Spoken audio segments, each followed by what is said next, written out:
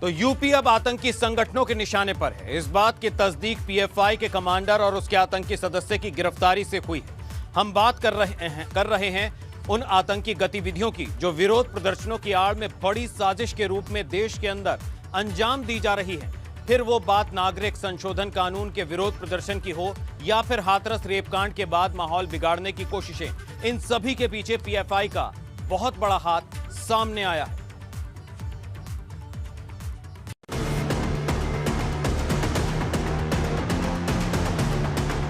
PFI की बड़ी आतंकी साजिश नाकाम।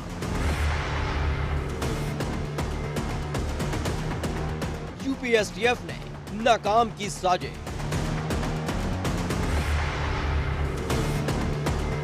यूपी को दहलाने की थी बड़ी प्लानिंग।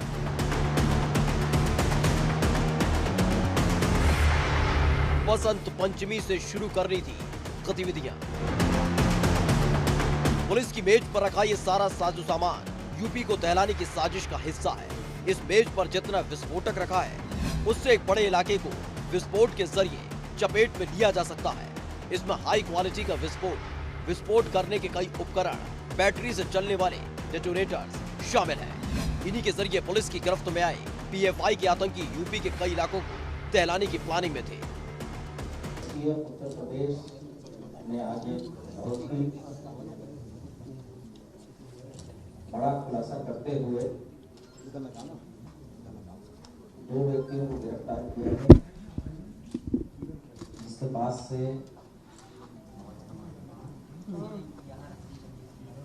भारी मात्रा में एक्सप्लोसिव,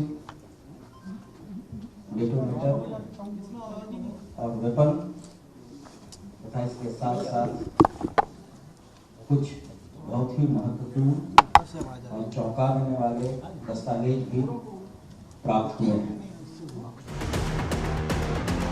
यूपी एसटीएफ ने पीएफआई कमांडर को पकड़ा। पीएफआई कमांडर असद बदरुद्दीन गिरफ्तार। फिरोज नाम का एक और आतंकी गिरफ्तार। केरल के रहने वाले हैं दोनों पीएफआई सदस्य। 11 फरवरी को ट्रेन से यूपी पहुंचे थे। एडीजी कानून व्यवस्था के मुताबिक पीएफआई का कमांडर प्रदेश में बड़ी आतंकी साजिशों को अंजाम देने की फिराक में था। उसकी प्लानिंग बसंत पंचमी पर प्रदेश में होने वाले कार्यक्रमों में आतंकी गतिविधियां करनी थी और दंगे फैलाने थे। इसके लिए केरल का रहने वाला पीएफआई कमांडर अपने एक साथी फिरोज के साथ बीते 11 फरवरी को ट्रेन के जरिए यूपी पहुंचा था। 11/2 को ये सूचना मिली कि कुछ लोग यहाँ ट्रेन से आएंगे। उस ट्रेन में जब सर्च किया गया तो ये नहीं मिले, लेकिन आज पुनः ये सूचना मिली कि वही लोग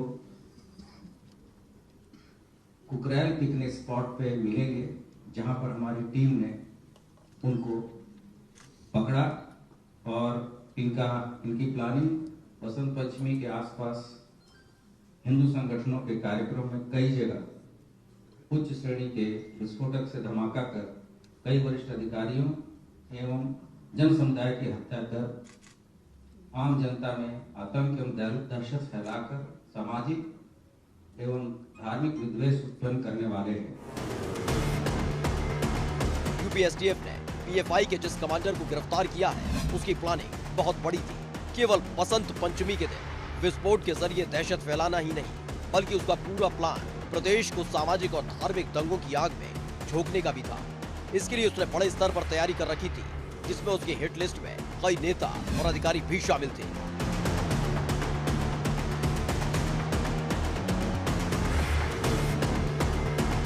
बसंत पंचमी को थी विस्फोट करने की प्लानिंग। प्रदेश में इलाकों को दहलाना चाहते थे आतंकी। प्रदेश के कई सीनियर अधिकारी भी थे निशाने पर। हिंदूवादी नेताओं की हत्या कर दंगे फैलाने का था प्लान। यूपी को सामाजिक और धार्मिक दंगों की आग में झोंकने का था प्लान। इतनी बड़ी योजना को अंजाम देने के लिए पीएफआई कमांडर असद बदरुद्दीन पूरी तैयारी के साथ यूपी पहुंचा था, जिसमें बसंत पंचमी की जगह जगह विस्फोट के जरिए आतंक और दहशत का खेल खेलने के लिए उसके पास भारी तादाद में हाई क्वालिटी विस्फोट और बैटरी डेटोनेटर भी थे।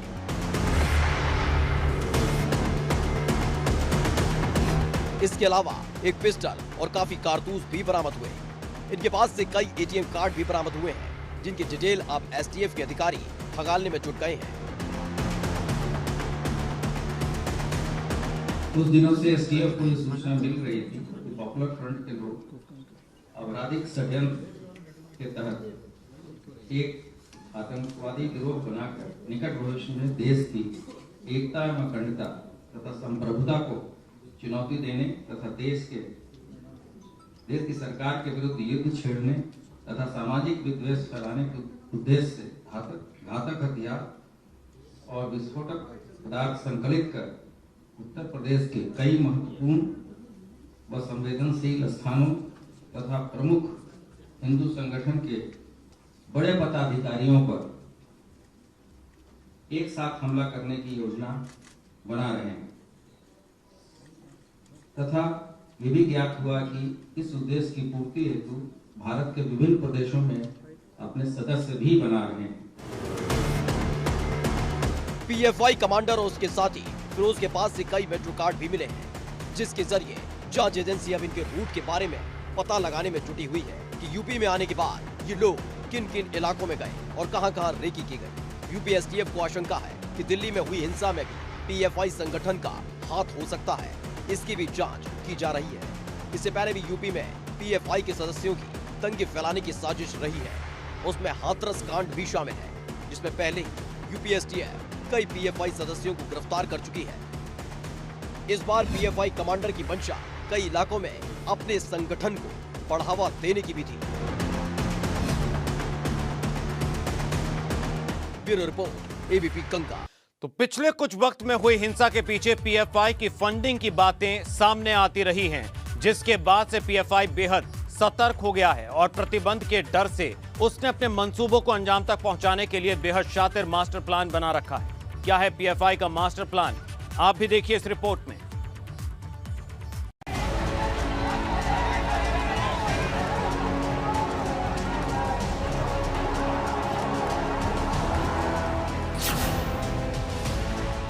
पीएफआई पूरे देश में फैला रहा अपना नेटवर्क।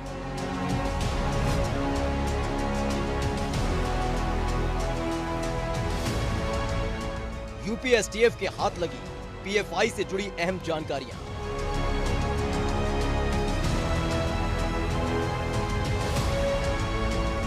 केरल के बाहर भी तो राज्यों में है पीएफआई के ट्रेनिंग कैंप।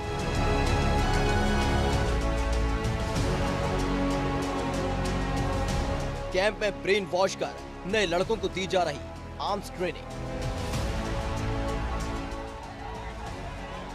सबसे पहले पॉपुलर फ्रंट ऑफ इंडिया यानी पीएफआई का नाम सीएए एनआरसी के खिलाफ हुए हिंसक प्रदर्शन में सामने आया था, जिसमें दिल्ली के अलावा यूपी में भी हुए हिंसक प्रदर्शनों में फंडिंग की बात सामने आ चुकी है, जिसकी जांच अभी भी देश और प्रदेश की सुरक्षा एजेंसियां लगातार कर रही हैं। इसी बीच यूपी एसटीएफ के हाथ आए पीएफआई कमांडर असद बदरुद्दीन से पूछताछ में कई अहम जानकारियां हाथ लगी हैं। पीएफआई के ट्रेनिंग कैंप में दी जा रही है हथियार चलाने की ट्रेनिंग। जगह जगह 25-25 सदस्यों के स्क्वाड बना रहा पीएफआई। बड़े पदाधिकारी पकड़े भी जाएं तो स्क्वाड करते रहेंगे अपना काम। अगर किसी स्क्वाड पर आया खतरा तो दूसरा स्क्वाड देगा मदद। कैंपों में स्क्वाड के सदस्यों को दी जा रही हार्ड ट्रेनिंग। सूत्रों की माने तो देश भर में इनसे जुड़े लोगों की बड़ी संख्या है। युवाओं का ब्रेन वॉश करके उन्हें स्क्वाड का हिस्सा बनाया जाता है, फिर इन्हें पीएफआई के ट्रेनिंग कैंप में दहशत फैलाने के लिए तैयार किया जा रहा है। पीएफआई कमांडर बदरुद्दीन और फिरोज ने लखनऊ समेत यूपी भर में अपने एजेंडे से जुड़े कई लोगों से मुलाकात की थी। देश के कई शहरों में ये दोनों घूम चुके हैं। उन्होंने बताया है कि अपनी विचारधारा को फैलाने के लिए वर्ग विशेष के नवयुवकों को शारीरिक रूप से मजबूत हो का ब्रेन वॉश करके उनको विभिन्न हथियारों का प्रशिक्षण देके देश के किसी भी कोने में घटना विशेष को अंजाम देने के लिए तैयार कर सकते हैं। ये इनका मुख्य उद्देश्य था। इस संबंध में मैं बताना चाहूंगा कि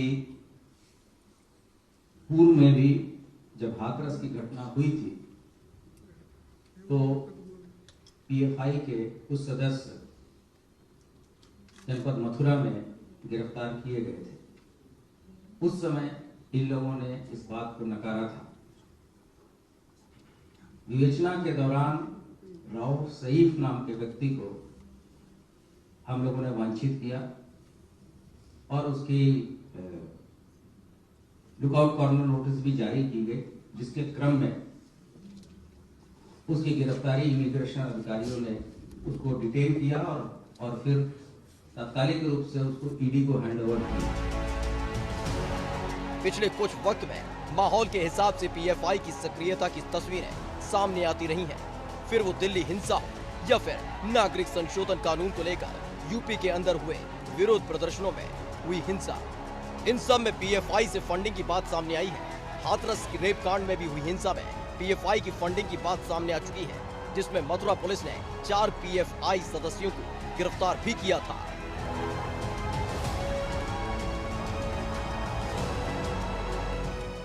इसी वजह से पीएफआई को प्रतिबंध लगाए जाने का डर है, जिसको देखते हुए उसने मास्टर प्लान तैयार कर रखा है। सूत्रों के मुताबिक अब पीएफआई 25-25 सदस्यों वाले कई स्क्वाड तैयार कर रही है।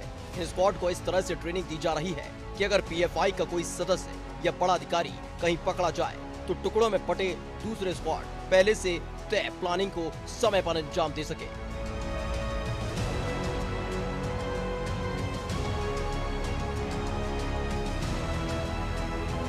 जमात उल मुजाहिदीन बांग्लादेश से भी रिश्ते, आतंकी संगठन जेएमबी से भी पीएफआई के हैं कनेक्शन।